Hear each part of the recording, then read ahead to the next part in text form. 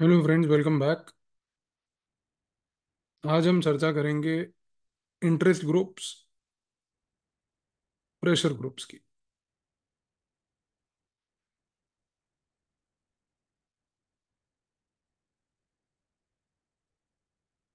Interest groups क्या होते हैं? ये होती हैं ऑर्गेनाइज्ड कम्युनिटीज, जो क्या करती हैं कि गवर्नमेंट की पॉलिसी को इन्फ्लुएंस करती हैं। इंटरेस्ट ग्रुप्स का ऑब्जेक्टिव इलेक्शन कंटेस्ट करना नहीं होता। इनका सिर्फ ऑब्जेक्टिव होता है पॉलिसी को अपने फेवर में मोल्ड करना। ये आज की डेट में ट्रेड यूनियंस के तरीके से देखने को मिलते हैं, फार्मर ऑर्गेनाइजेशंस के नजरिए से देखने को मिलते हैं, बिजनेस एसोसिएशंस के नजरिए से देखने को मिलते हैं, रिलीजियस बॉडीज के नजरिए से देखने को मिलते हैं।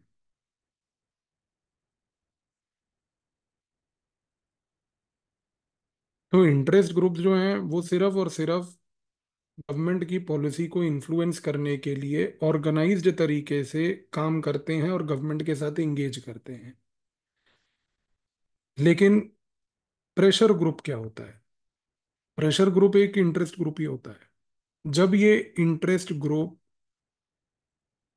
पब्लिक प्रेशर को अपनाने का काम करे, जब एक इंटरेस्ट ग्रुप पब्लिक को मोबिलाइज करे, मोबिलाइज करके स्ट्राइक्स करवाए, प्रोटेस्ट करवाए, कैंपेन्स चलवाए, तब उनको हम लोग प्रेशर ग्रुप कहते हैं। तो एक इंटरेस्ट ग्रुप और प्रेशर ग्रुप में टैक्टिक का फर्क है। टैक्टिक यानी कि क्या स्ट्रेटेजी अपनाई जा रही है। अगर एक इंटरेस्ट ग्रुप गवर्नमेंट से बात करके अपनी तरीके से पॉलिसी को इन्फ्लुएंस करवाना चाह रहा है, तब तक वो ऑर्गेनाइजेशन को इंटरेस्ट ग्रुप कहेंगे। पर यदि वो ही ऑर्गेनाइजेशन ने अगर मान लीजिए पब्लिक को मोबिलाइज करके प्रोटेस्ट करने चालू कर दिए, स्ट्राइक्स करवाई, कैंपेन्स चलवाए, ऑनलाइन कैंपेन करवाया, लोगों को मोबिलाइज किया, तो वो प्रेशर ग्रुप बनेगा। तो कहने का मूल रूप से मकसद यहाँ पर ये है, एक चीज अब आपको क्लियर हो जानी चाहिए कि all pressure groups are interest groups, all interest groups are not pressure groups. तो ये चीज अब आपको क्लियर हो गई। हर एक इंटरेस्ट ग्रुप एक प्रेशर ग्रुप नहीं है। इंटरेस्ट ग्रुप प्रेशर ग्रुप बनेगा अगर वो अपनी टैक्टिक को चेंज कर दे।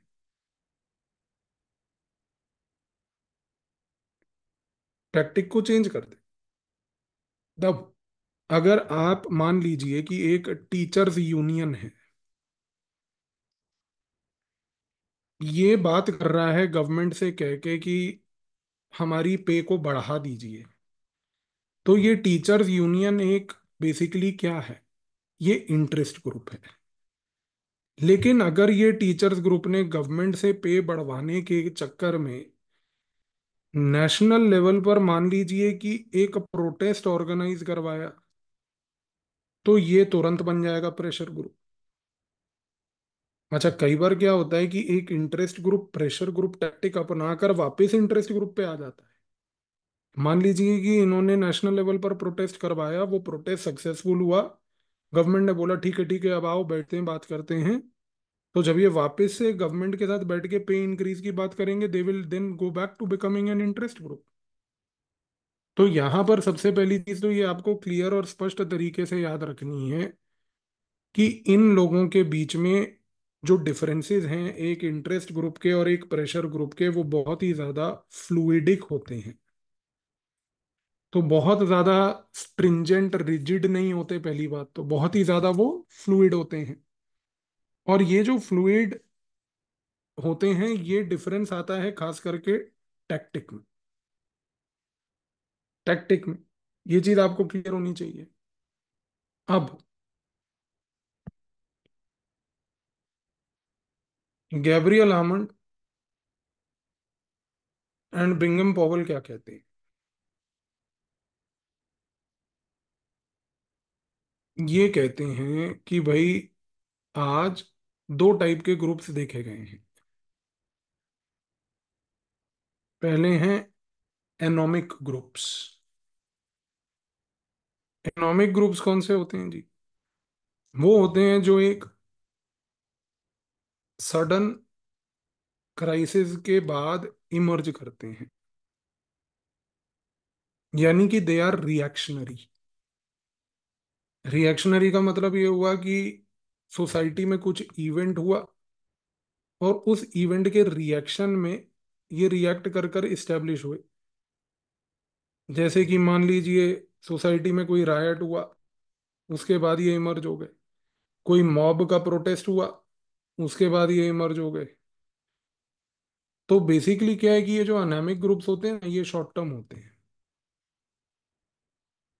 ये इमोशनल होते हैं। इमोशनल क्योंकि ये रिएक्शनल होते हैं। इमोशनल यानी कि ये किसी तरीके से एक रिएक्शन के नजरिए से इमर्ज करते हैं, इसलिए ज्यादातर देखा गया है कि ये डिसऑर्गेनाइज्ड भी होते हैं।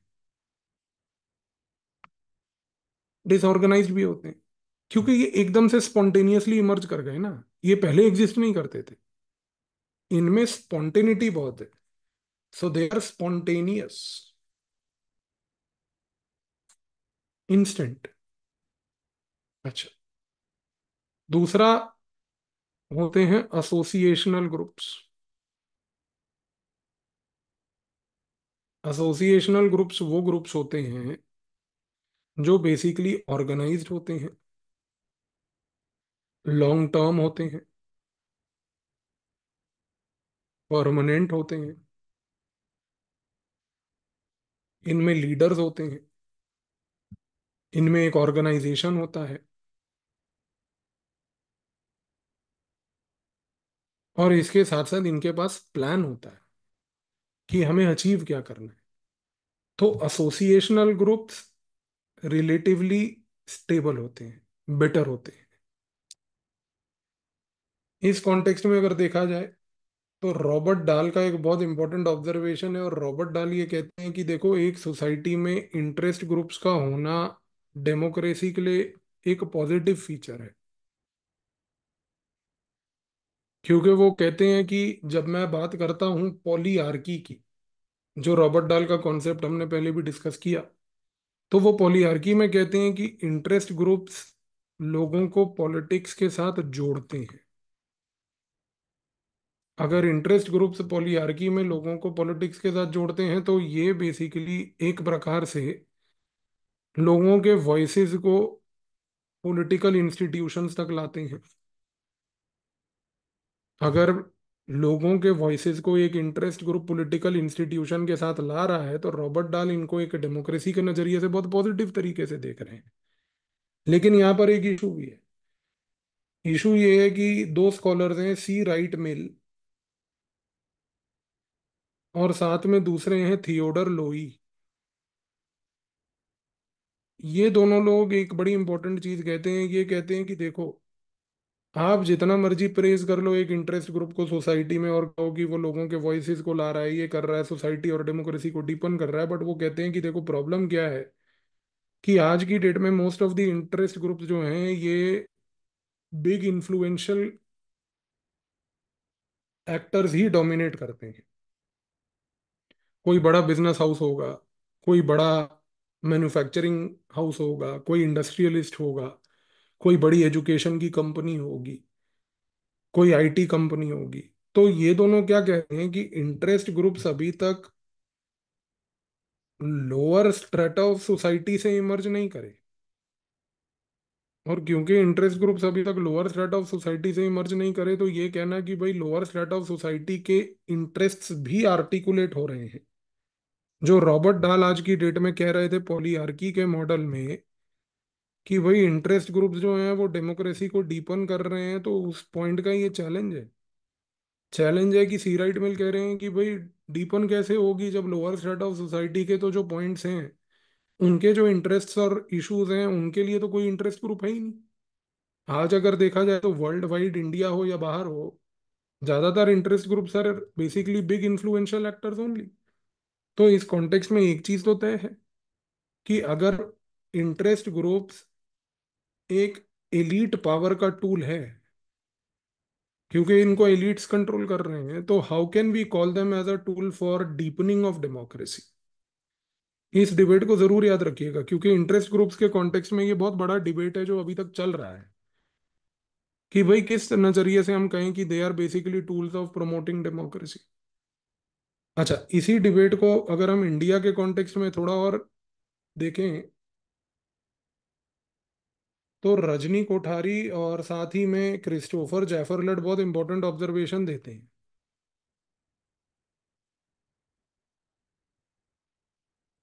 ये दोनों क्या कहते हैं, ये कहते हैं कि इंटरेस्ट ग्रुप्स इंडिया में जो है, ये आज की डेट में इनफॉर्मल लेवल पर देखे गए हैं। फॉर एग्जाम्पल ये कहते हैं कि देखो, states like UP, Bihar, Chhattisgarh, Jharkhand etcetera, यहाँ पर क्या हुआ है, क्योंकि कास्ट एक बहुत डोमिनेंट फैक्टर है, तो यहाँ पर क्या हुआ है, कास्ट बेस्ड इंटरेस्ट ग्रुप्स हैं लोकल लेवल पे। ये कास्ट बेस्ड इंटरेस्ट ग्रुप्स जो हैं पॉलिटिक्स के साथ एंगेज करते हैं, और ये ग्रास रूट लेवल पर मास मोबिलाइजेशन करते हैं। तो इनका मानना क्या है, इनका मानना ये है कि देखो, इंडिया के कॉन्टेक्स्ट में एक चीज तो तय है कि इंडिया के कॉन्टेक्स्ट में हम ये वाली थीसिस जो सी राइट मिल थियोडर लोई की थी, वो यूनिवर्सली नहीं एक्सेप्ट कर सकते। क्योंकि जब वो कहते हैं कि देखो, इंटरेस्ट ग्रुप्स का कंट्रोल सिर्फ एलिट्स के पास है, तो डेमोक्रेसी कैसे डीपन करेगा, तो इसका आंसर है रजनी कोठारी, क्रिस्टोफर जैफरलट, जो कहते हैं कि नहीं, इंटरेस्ट ग्रुप्स इंडिया में इनफॉर्मल लेवल पर बने हैं। वो आज की डेट में पॉलिटिकल लेवल पर मास मोबिलाइजेशन करने में, वोटर्स को एकजुट करने में, वोटर्स का वोटिंग बिहेवियर इन्फ्लुएंस करने में, इन सब चीजों में मदद कर रहे हैं। यानी कि यहाँ पर जो इंटरेस्ट ग्रुप का फंक्शन है, वो लोअर स्ट्रेटा ऑफ सोसाइटी को सपोर्ट कर रहा है। हाँ, उतना नहीं कर रहा होगा जितना करना चाहिए, पर लोअर स्ट्रेटा ऑफ सोसाइटी के लिए ये कह देना कि इंटरेस्ट ग्रुप है ही नहीं, वो तो गलत है। तो इनफॉर्मल लेवल पर ये चीज जरूर देखने को मिली है यहाँ पर। तो ये डिबेट है हमारा इंटरेस्ट ग्रुप्स के बेसिक्स को लेकर खास करके। अब सिविल सोसाइटी और पॉलिटिकल पार्टीज से इंटरेस्ट ग्रुप्स का क्या नाता है, वो अब हम सब्सिक्वेंट वीडियोस में कल सीखेंगे। तो मिलते हैं नेक्स्ट वीडियो में, इस डिस्कशन को आगे बढ़ाते हैं, तब तक आप इसको कंसोलिडेट कीजिए।